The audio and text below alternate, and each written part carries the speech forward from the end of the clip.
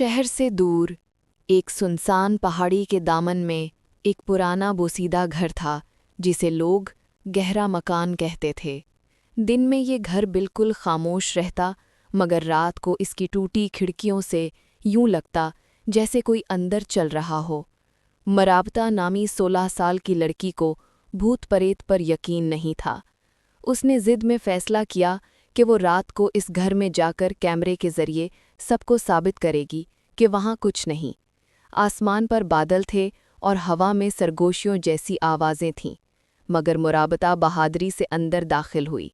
दरवाज़ा खुलते ही जंगालूद कब्ज़ों ने चीख मारी। अंधेरा इतना गहरा था कि टॉर्च की रोशनी भी कमज़ोर पड़ गई।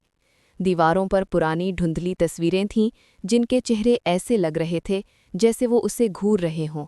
हर जगह कैमरे में एक स्याह सा साया नजर आता, हालांकि मुराबता के सामने कुछ न होता। अचानक एक कमरे से टन टन की आवाज़ आई, जैसे लोहे की घंटी बजी हो। वहां पहुंचकर उसने देखा कि टूटी घंटी खुद ब खुद हिली थी और हैरत अंगेज तौर पर वो गर्म थी, जैसे किसी ने अभी पकड़ी हो। उस लम्हे उसके पीछे सांसों की आवाज़ आई, मगर पलट कर देखने पर सिर्फ फर्श पर ताज़ा पंजों के निशान दिखाई दिए। वो घबराकर ऊपर गई। सीढ़ियाँ उसके वज़न से अजीब आवाज़ें निकाल रही थीं। ऊपर एक छोटे कमरे में दाखिल होते ही मोमबत्ती खुद ब खुद जल उठी।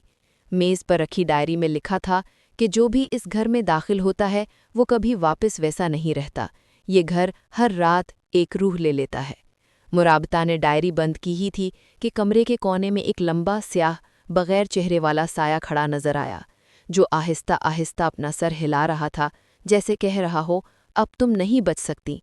वो फौरन भागी, मगर नीचे पहुंचकर देखा कि कमरों की तरतीब बदल चुकी है। दीवारों पर खून आलूद हाथों के निशान थे और घर जैसे उसके गिर्द सिमट रहा था। उसने पूरी ताकत से दरवाज़ा खोला, मगर वो ना खुला। फिर अचानक खुद ब खुद एक धमाके से खुल गया।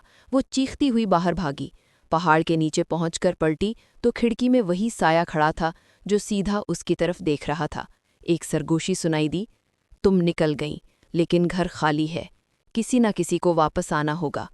उस रात के बाद मुराबता कभी पहले जैसी ना रही। उसे हर रात घंटी बजने की आवाज़ आती और जब भी वो टॉर्च ऑन करती तो हमेशा कमरे के कोने में वही साया खड़ा नजर आता।